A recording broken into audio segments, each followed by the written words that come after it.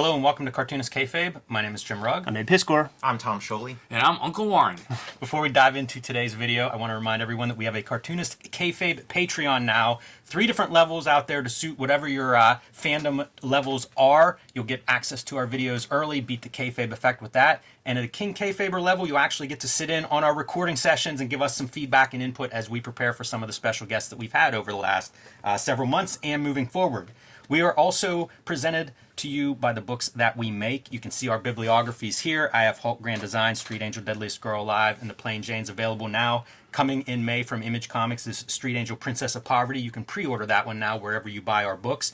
Ed Piscor has 2 volumes of Red Room already available. 3rd volume is coming out and ready for pre-order. 2 issues up for that. That is Crypto Killers. You can see a little preview here of those covers. Issue number 1, including a variant sketch cover for all you psychos out there that want to draw your own. Oh, Jimmy, get that one off there. Whoa, yeah. And there's your preview for Red Room Crypto Killers number 2. The other big announcement from Ed Piscor this year is Hip Hop Family Tree Omnibus, coming out in time for the holidays, but time to start pre-ordering that one now. Over 120 extra pages in that volume. It'll be the size of the Marvel omnibuses, so a perfect gift book or a perfect time to jump into Hip Hop Family Tree if you haven't done so already. Tom's latest book, I Am Stan, the graphic biography of Stan Lee, a masterpiece. I'm excited. I've gotten to read that one ahead of time, and it's brilliant. That is available for pre-order now from Tom Scioli, a perfect pairing with his Jack Kirby biography, and you can catch him on YouTube on his show, The Total Recall Show. With all of that said, we are going to be looking at Mad number 17. At this point, Harvey Kurtzman and company are in complete control of their powers. Yes. And we start that out, obviously, here on the cover. Read it out loud. Attention, this issue is going to change your whole viewpoint of Mad. And sure enough, once you open it, it definitely does that. So really fun. These Mad comics that Kurtzman run, often he was doing amazing things on from the cover in, playing with formal stuff without compromising any of the quality or the humor or anything, and really just it feels like having an innovative blast. You can watch the growth. Like we're going to end up doing all of the Kurtzman Mads, because to me that's canon in American comics, and you hear references from Alan Moore using the Harvey Kurtzman playbook for Watchmen and things, and we could show the exact examples of what Moore is talking about. But when you look through all of them, you see how the buying temperature gets high. Like Kurtzman couldn't try this on issue 2 because Gaines would be like, pump the brakes, son. Right. Yeah, sure. But when those numbers start coming in, and listen, Gaines was also editor of all the other books along with Feldstein, and this one starts creeping up in terms of sales on all of them. He's got to let the guy do his thing. I don't know if Kurtzman even is thinking this way by issue 2. You know what I mean? Because he starts figuring out we're deconstructing comics and we're playing with the form in all these ways, and your brain goes into that space where now your brain's thinking that way. And I feel I bet you this is one of those ideas that wasn't even there yet, in those first couple issues. The cover but as time goes on. Yeah. And one thing I want to point out, this is November 1954, so it came out August, September, somewhere in there. And by this point, the comics code was already starting to get deployed. Mm-hmm. And this doesn't have a comics code on it. Yeah. Okay. And then it will be 5 issues from here or so when it pivots and changes to magazine format. And one other thing. So yes, when looking at it this way, this is one of his spoofs. But think about you're reading this on the subway. Totally. Okay. Genius. All right, and so you're basically go ahead and flip it over. So the reality is this is what people are seeing. Yes. Yeah. Okay. From you can do this because this is what we get the negative feedback of how dare they handle those comics like that. It's a comic book. Come on, people. Okay, and so anyway. Now, something that occurs to me here. I wonder if Spiegelman got the idea for the name for Raw from the idea of turning Mad upside down, because you turn the Mad logo upside down, it kind of looks like Raw. That's really fun. Right, sure. Yeah. I was going to say it's almost double entendre, because you're not just flipping this literally you're turning it upside down, but also it's almost that deconstruction of comics where we're changing the way you even think about what this form is. That's right. And it's all indicative in this issue. I mean, we're starting to get photo play and things like that in here. This is the hallmark piece right here. And this will not be the only time we look at this particular story, because we have that Mad artist edition with the scans of the original artwork. Right. Now, and I would argue with you as to whether or not this is the hallmark piece. For this issue? For this issue. Yeah, okay, excellent. okay. We'll get into it later. A fight. Yeah, let's do it. And I will have my reasons for saying that. Don't get me wrong, this is great. Yeah, I'm talking specifically formal comics play. Yeah, so you see here, Bill Elder is our artist here on page 1 of Bringing Back Father. And up to 16 issues up to this point, very traditional. Yes. Elder will draw this story, Wally Wood will draw that story, John Severin will draw this story, and then, you could have Russ Heath or, Cartoonist X draws, the fourth one. Well, and I want to show you. So look at the way he signed it. All right? just so like this is dude. very indicative. So George McManus started Bringing Up Father circa 1919 or something like that. Great illustrator, great cartoonist. Okay, very dense panels that he had when he really wanted to get into, especially on the Sunday pages, and he was an expert letterer. Okay, I mean he could letter like you wouldn't believe.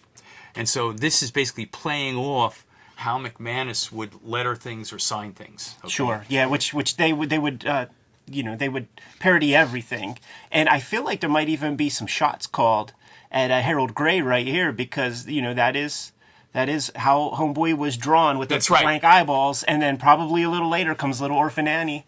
Well, and we should describe this. So Daddy Warbucks, for those people that don't know about Little Orphan Annie, Daddy Warbucks was basically the ward of Little Orphan Annie. And so this is why, for the 10th time, I'm not your Daddy Warbucks.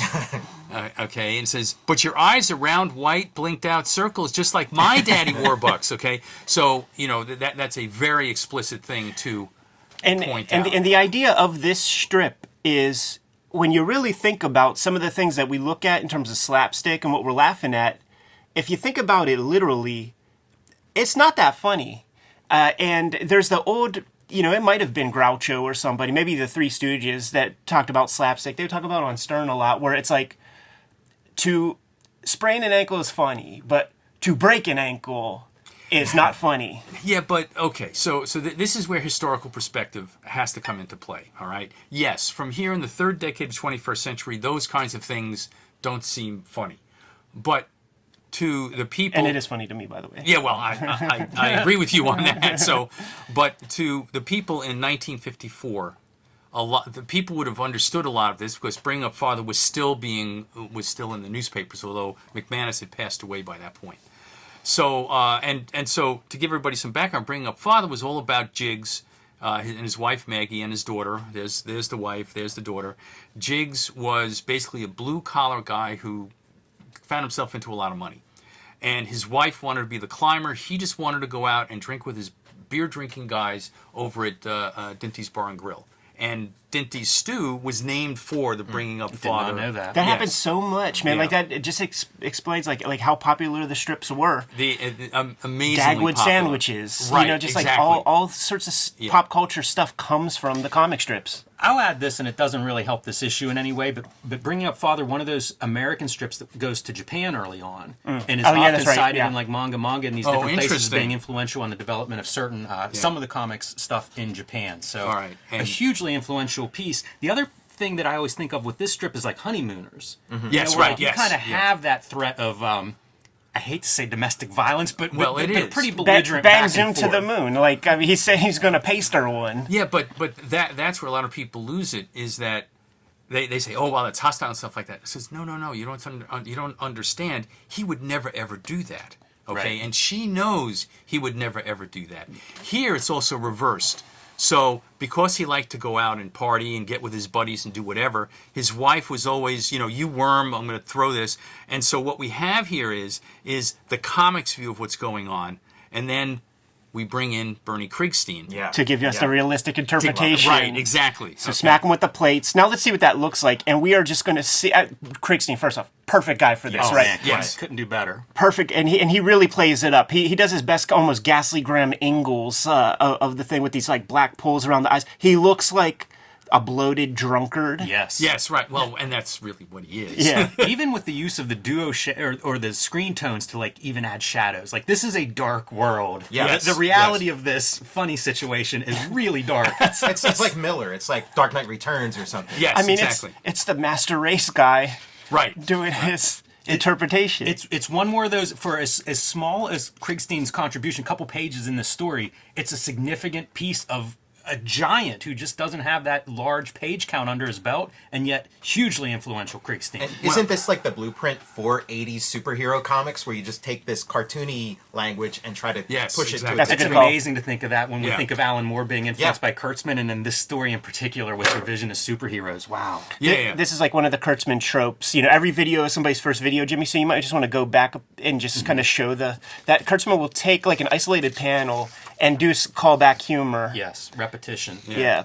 Which we would see more pick that stuff up, and a lot of other cartoonists that Totally. came through this. Right, and you look at this, and there is no sunlight in here. It's all in the darkness. It's all domestic violence flipped on its head, because normally, and especially in this time, men were beating their wives. Listen, man, you don't get the dinner on the table. You're catching a fair one back in those days. So graphic too, like seeing the impact of some of these things. Yeah, right. Yeah, And he's this got- one of the rolling pin, the traditional rolling pin. And okay. and he's got color on the head right there. That's you know, right. he's got the crimson mask starting to happen from getting split open. And look at this. He's missing teeth. Look, a tooth knocked out. Okay, all this stuff.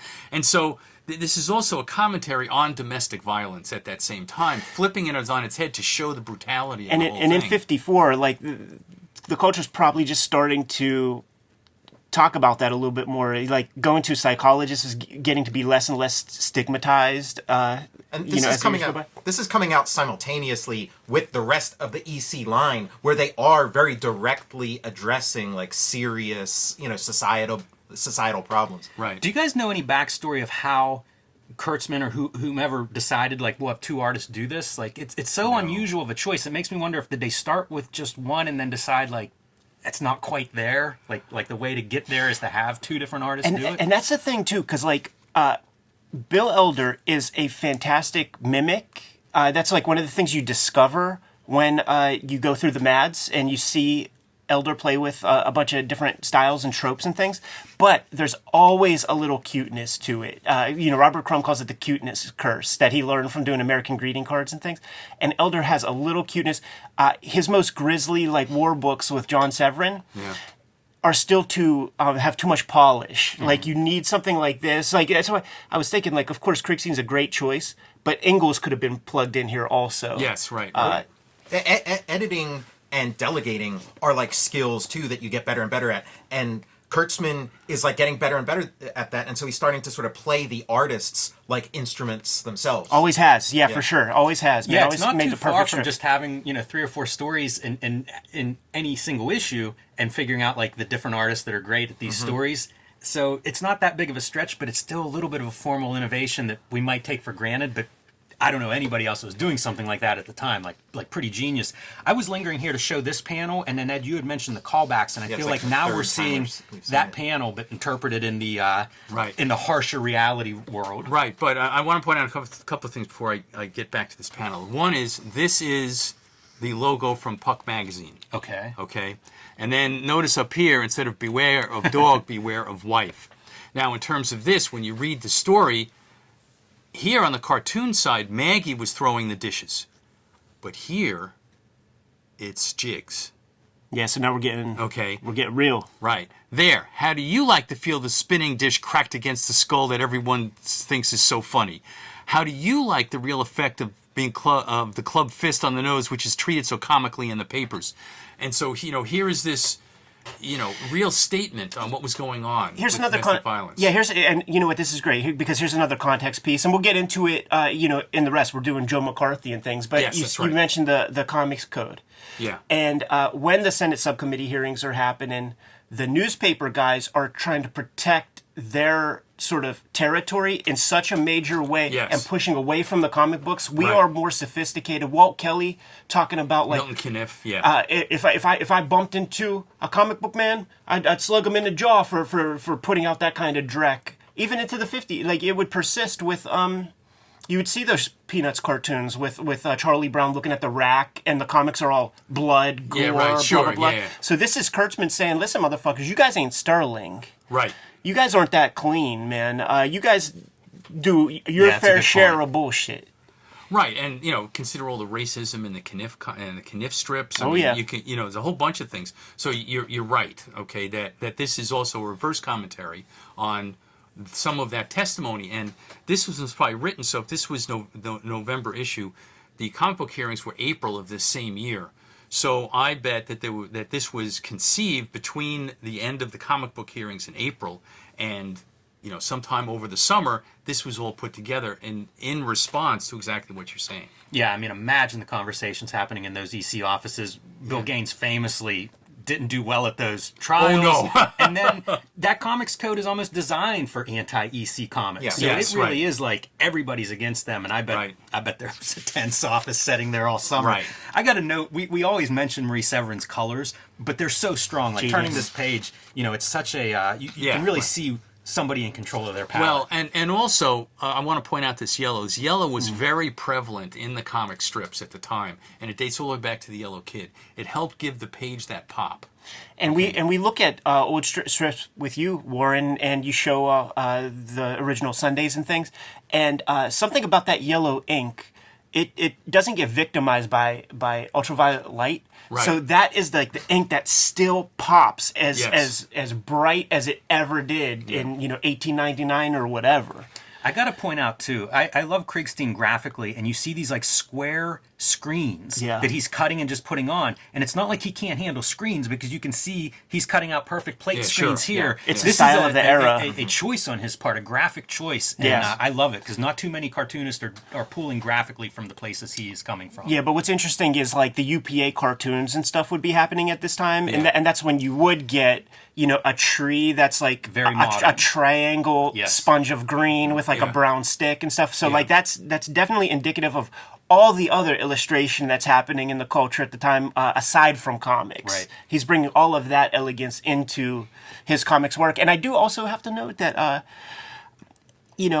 Elder's getting less pay this issue, and Kriegstein's getting a little extra. So I wonder if it potentially could also be a function of Elder pulling some other work or something. But like the economic realities of this is that to have a guy do half the strip means you're getting half the pay. So I've never read anything as to how this particular story came about. I've not seen anything in any of the interviews. There is that one Wally Wood story where the whole page is white when the comic strip gets destroyed. It's like they're falling through panels and stuff. And I always wondered, like, did Wally Wood get paid for that, or was that a Bill Gaines maneuver? I will say that in X-Men Grand Design, I got an extra page in an issue, and it's a whole white page, and it just is lettering says Blink, and I got the full rate for that. Nice. Oh, cool. And then let's see how this ends. So all of his guys come over. However, the more serious moments I've been having lately, the thought struck me: with money I could buy protection against this thought struck me. I could buy bodyguards. The thought struck me. I could struck Mags with a little help, and then and he hires his henchmen. Such a dark ending. Yeah, exactly. Putting a hit out essentially. Right, on exactly. his life. Yeah. And bringing Kriegstein in to finish up. Now you've got both artists on the same page. And by the way, I want to point out this panel here. This is very, very reminiscent of what McManus would do. He would always have one or two, well, not always, a lot of the Sundays would have these one or two really dense panels with a lot of stuff, a lot of people going on. It doesn't matter, okay? And so this is, basically an homage to the complexity of what McManus was drawing in the Sunday strips. Yeah, I have so much of that stuff. We've been sent collections, and just for my own, I'll go to Ides when the big sale's going on, and they'll always have cool reprints and stuff. They're so dense. They really are meant to be like read one a day. Well, yes, yeah. Exactly. It doesn't work as when a whole. I found Copacetic Comics, Bill had a new collection of McManus, Bring Up Father, and that was one of the things he pushed on me. One of the first books I bought from him, that he was hand selling, is like, this is finally, I've got this in print, and he was happy to spread that around. Now, was this a large color reproduction, or were these black and white? It was a color reproduction. It was really nice. That was part of the sales pitch that he was giving. Was like, finally, this really nice collection.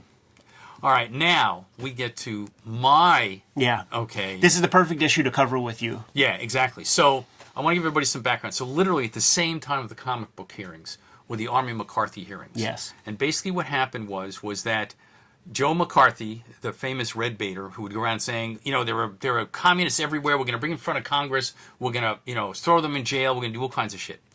And so what happened was Roy Cohn, who was the lawyer assigned to McCarthy, okay? And this is the same Roy Cohn who took a young Donald Trump under his wing to teach him all of the bad shit about what to do in New York City. Yeah, all the gray areas that you exactly. won't get in trouble with. Okay, and so, right there was like strike one, for those people who didn't know about Trump's early things. So Roy Cohn was a homosexual, all right? And there was a private by the name of David Shine who'd gotten drafted, and they wanted to get him some preferential treatment, and the Army was like, no fucking way, all right? And McCarthy had already gone ahead and called and said, okay, then here's what we're going to do. We're going to go ahead and have hearings on communists in the Army. And this was the beginning of the downfall of Joseph McCarthy. Okay? So with this private, like, are you saying that that's like Roy Cohn's friend or something? Like what gets him special? Why? Who cares about special treatment for this guy? Like, what makes him special? Well, this is what I was saying, was that Roy Cohn asked the Army to give this guy some special. I see. Wink, wink, nudge, nudge. This guy's name. So let's turn this, okay?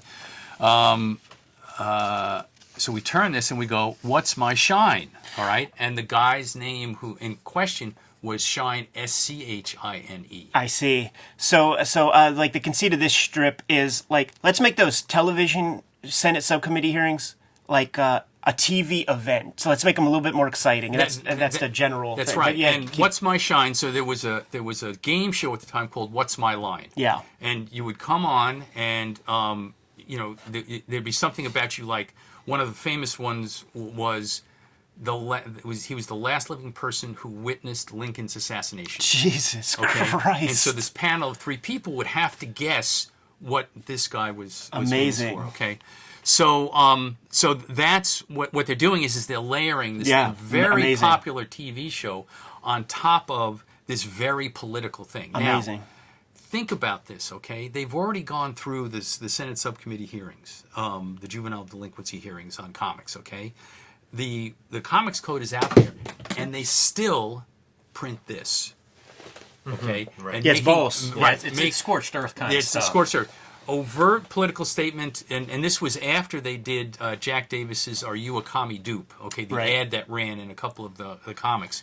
So this to me is significant because this is an overt political statement being done in the middle of a time where they've already been clobbered. Sure. Because of the stuff that they've been doing. And let's talk about other pop culture too. The Hollywood 10 or whatever. The Hollywood right? 10 like that had to be around this period. It's about 6 years before. So so it is established that if you call attention to the ridiculousness of this, they might point their laser beams on you. So they're really taking a chance here. Oh yeah, no, and they're basically parroting. They're going after McCarthy in his own way, and you'll see later on in the story.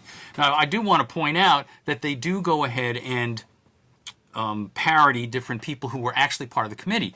So this is Senator Everett Dirksen. This is Senator John McClellan, Stuart Symington, and of course Lana Cheesecake. They threw that in to have the cheesecake in there. Okay, so. Anyway, and here's McCarthy, and there's Roy Cohn. So that everybody knows. So people who were reading this, and you got to understand that people reading Man at that time were very politically involved. Right. Okay, and so they would know everybody. Yeah, it was monoculture, man. So you got probably less than 3 channels because one of them will be fuzzy. Surely you got some radio if you could get some signal. Right. So you're all looking at the same stuff. Right, and so... This is so genius. I can't wait for the payoff on that one. Yeah, so, and McCarthy, and this is going after McCarthy, all right, which at the time was not something that, a lot of people did. He's basically saying, okay, so he's basically saying that even Stephen is a redskin. And it shows the senator here with a war bonnet and a bloody hat and a bloody axe, okay, and basically saying, "Oh my God, Mr.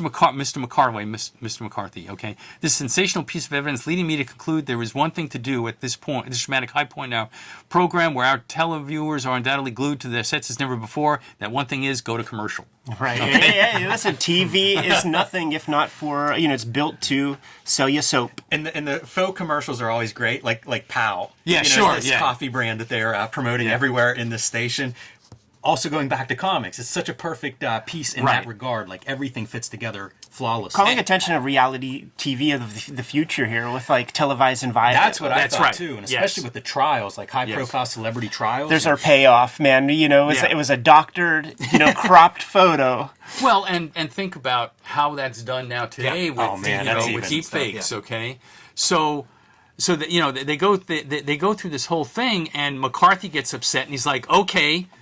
The bottom line is, this is mano a mano. We're just going to wrestle this out, and the whole thing descends into violence. And this was the CBS logo. Sure, that was broadcast on television. This is a special feature, and you can see all of the typical superhero bop, bam, biff, all of that stuff. So, to undertake this, and by the way, again, as it was with Are You a Commie Dupe? This is Jack Davis. Yeah, of course. Okay, and he does this brilliant job with this, and there's no color, so it's all shades of gray. Yeah, it's duotone. Like a black and white TV. Yeah, it's a black and white TV. Page after page of black and white in a color comic book. A color comic book, right? And so you think about that. I don't think there was another up until it went to a magazine. I don't think there was another full black and white. Right. Yeah, there was the Howdy Doody, but they would incorporate some color. But once again, it was for the function of the story being told. It was a TV show. It was TV show, right? But this is the only one that was all black and white from start to finish. Okay, in the whole run of the Mad Comics. Another formal play. Yes, exactly. Using the medium of comics to its best effect for the narratives that are being told. And so this is two reasons, okay? Because and I agree with your view of the bringing up father story. Okay, no, it's great between Elder and Kriegstein. There's just so much there. Then this one. And then there's another surprise in this issue that unless you have the issue, you don't know. We're going to be talking about Nepo babies. Right. Bill Gaines, a famous one. Yes. and here's another parody. So there was a beer called Rheingold. And every year they had a Miss Rheingold contest to see who would be Miss Rheingold. And so this was there. And by the way, who else parodied Rheingold beer was Will Eisner in The Spirit. There is an entire Spirit section that is his parody of Miss Rheingold. So one day we should do them like side by side. That'd be fun. Okay, I totally forgot about that. Great lettering by Ben Oda, presumably. Man, you're seeing a lot of different fonts at play here. Man, he's doing a serif typeset font. You got the kind of signage lettering being done right there. And even the photo setup, which we'd see Kurtzman do throughout his career, tons of photo the Fumetti art stuff. directing. Like that might be Gaines and Feldstein. Yeah, I was trying to figure out. Yeah, I don't know who that is, but I think that might be Gaines. Well, and also look, they even they got Miss Potcold things, put could on the beer cans. Could almost see the Sharpie exactly. to make the art into something. So here's the third reason that everyone should have a copy of this. The comic that launched 1,000 ships kind of thing, Unbelievable. Think about the influence of this. And so here are the entries to the Miss Potgold contest by the one and only Basil Wolverton. Mm-hmm. And you put these three things together, and this is why this issue, to me, is one of the great issues. Yeah, you know what? Like, we're going to have to, when we do Mads, like, we're just going to have you with us, man, because you really supply great context. And me and Jimmy are just kind of having conjecture and, the limited knowledge that we have of the era, but you're such a big help. So keep focus on Philohedron right there, man. Wait a minute. It says, last name who just Potterbook. happens to be gorgeous niece of Mr. Melvin Potgold, owner of Potgold Beer, okay? Oh, gee. Stacking the deck a bit. But this is primo Wolverton. Yeah. This is just, And that's his function. Like he, he's a drawer. And he did good comics. He did great comics. But Kurtzman just wanted him to go off, commissioned him to just draw some funky-ass faces, man. And those are reprinted in the Mad Artist Edition. And I think each of these bitches is extremely really? big and really reduced in a big way. They're not all drawn on the same piece of paper. They're their own Yeah. independent piece of paper. Yeah. He supplied his own paper because, like, we've seen some originals, man, and it has that stamp, the Strathmore 500 stamp. So he's using the best paper to do his illustrations and stuff. And all of this is brilliant. And also, just imagine being there in 1954, and you go, okay, you know, standard comic stuff, and all of a sudden, this. Yeah. Right. Okay. Well, some of these are like obscene. You know, right. like you think about it, for Wortham and stuff. They're like, oh, you can kind of see some sex organs in the shading on Batman's shoulder. Yeah, look and then at you lips. got this stuff. That one right there. And you know what I will say? Of all of them, you know, she is. Well, she's the most conventionally, Right. but. Yeah, it's amazing. It really feels like, again, this is such a high level. You know, like they've Yes. just figured out everything that they can do with Mad Right. is on display here. Yes, absolutely. And here, you know, everyone has consumed all the pot gold Yes. beers, and they're all drunk, and all the cigarette smoke in the air Amazing. and everything. And here you can get to vote. This page right here is fantastic, man. This is the era. You know, we're now 17 issues into the comic. So many copycats Right. are out there, Exactly. including an EC copycat Yes. that was known as the Also Ran. It promoted itself as the Also Ran to Mad, which is Panic. And this strip is parodied by Ralph Reese in the back cover of Bijou 8. The great one where Kurtzman Yes. does the front cover. Oh, okay. In the style of Mad. Yeah. And all the underground artists swap strips, so you're getting Jay Lynch, Fabulous Yes. Furry Freak Brothers and stuff. Anyone at home unfamiliar, we do have a video on that issue. It's one of our earliest show and tells, man. It's one of my favorite underground comic. But he does his own version of this, and it's all the anthology titles of underground comics. So it'll be blah blah blah blah, Bijou, blah blah blah. Yeah. God knows, and with all the iconic logos of those various. And this being done by the great Wally Wood. Yeah, and Ralph Reese was a apprentice assistant of yeah. Wally Wood. It's such a great, I love this one. Yeah, exactly. good. Would say, and so I, your mad writer, hereby announce that there is no more material left, and that's why I'm going mad. Well, and it's also great because it's also acknowledging all of these other titles that had come out at that time that it was like, oh my God, everyone's got to jump on the Mad bandwagon. Yeah, and it's ballsy too, because you're basically saying like, yeah, we'll give them a little shine, but like, you know what the authentic is. And then, I think it was in 1954, the Marlon Brando version of Julius Caesar came out.